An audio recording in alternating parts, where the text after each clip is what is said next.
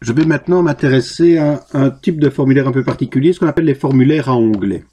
Alors, lorsque l'on a beaucoup d'informations, eh bien, c'est intéressant de scinder ces informations en plusieurs parties. Et pour ça, on a un outil qui permet de scinder un formulaire en onglets. Alors, je vais voir la procédure pour créer ces formulaires en onglets.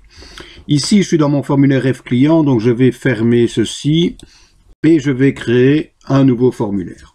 Alors, donc, point de départ, créer, création de formulaire. Voilà. Et ce que je vais faire directement, c'est créer mon formulaire en onglet.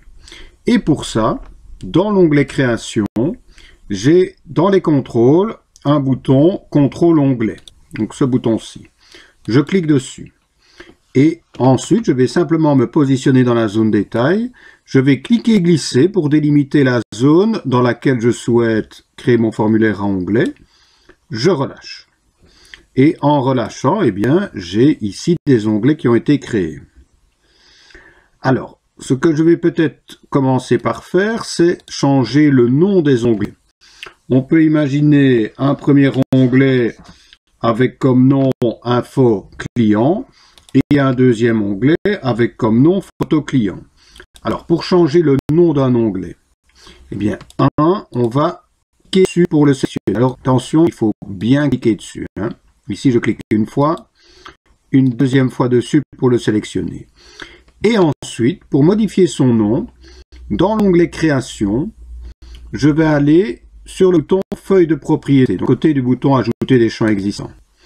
Et en cliquant sur ce bouton, dans les propriétés toutes, j'ai une propriété nom où il est mentionné page 1. Et bien, au lieu de page 1, je vais mettre info client. Et ici, il n'y a pas de OK, il n'y a pas de appliquer. Une fois que je vais fermer la boîte, eh bien, vous allez constater que le nom de l'onglet a changé. Alors, petit gadget, on peut imaginer également mettre une petite image, petite icône. Principe est le même. On sélectionne bien cet onglet. Je clique une fois, deux fois dessus. C'est pas un double clic. Une fois, j'attends un petit peu, je clique une fois dessus. Je rentre dans la feuille des propriétés. Et dans les propriétés, j'ai une zone image, une propriété image, j'ai mis aucun. Je peux cliquer et simplement cliquer sur les trois petits points. Et en cliquant sur les trois petits points, je vais avoir une petite dialogue dans laquelle j'ai toute une série d'images qui sont proposées. Je vais simplement choisir image. Voilà, on a toutes sortes. Qu'est-ce que je vais prendre? Peu importe à la limite. Mais je crois qu'à la fin, je dois voir.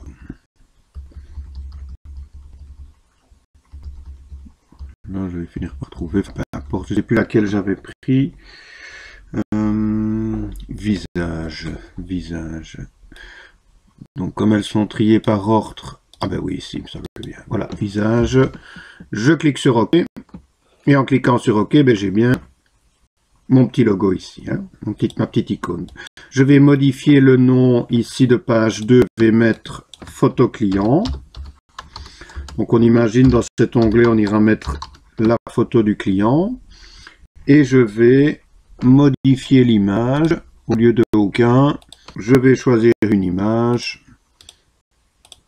Qu'est-ce que je pourrais prendre? Voilà, je vais faire ça, pareil photo. Je clique sur OK. Et voilà. Donc j'ai mes onglets qui sont créés. Je vais fermer. Si je veux rajouter un onglet, eh bien je vais simplement faire un clic droit sur un onglet et je vais lui demander d'insérer une page. Et donc en cliquant sur insérer une page, il me rajoute un onglet. Si je veux supprimer cet onglet, je refais un clic droit dessus et je vais sur la commande supprimer la page. On peut également via un clic droit modifier l'ordre des pages. Donc, monter ou descendre telle ou telle page. Donc, si je mets photo client, je le monte, cet onglet-là ira avant celui-ci. Bon, je ne vais pas laisser faire ça, je vais laisser comme c'est. Donc, je vais annuler. Voilà, donc j'ai au préalable créé mes onglets. Alors maintenant, la même procédure que ce qu'on avait vu précédemment, on va insérer les champs. Alors, dans l'onglet info client, je vais incorporer le nom, l'adresse, le code postal, la ville et ainsi de suite. Et dans l'onglet photo client, je vais juste insérer le champ photo contact. Alors ce que je dois faire d'abord, c'est faire passer en avant-plan l'onglet dans lequel je vais incorporer mes champs. Parce que quand je vais glisser les champs, ils se mettront dans cet onglet-là. Donc, dans création, j'ajoute des champs, je me sers de tes clients. Je vous rappelle qu'il faut toujours insérer un champ, le deleter, ce qui permet de rendre active la touche contrôle ou la touche majuscule. Donc moi je vais sélectionner ces champs-ci, voilà, tout ceci, je vais les glisser et je les mets dans la zone info client. Puis tout le petit cinéma qu'on avait vu précédemment, on met en forme les données, histoire d'avoir quelque chose de convenable. Voilà, je mets vite en forme. Hop. Je vais aligner tout ça à gauche, pour que le numéro de client soit aligné à gauche comme les autres. Je vais mettre ça en noir, en italique par exemple. Et, oula, ça je loupe mon coup. J'annule. Voilà, les étiquettes ici, je les sélectionne avec ma touche contrôle.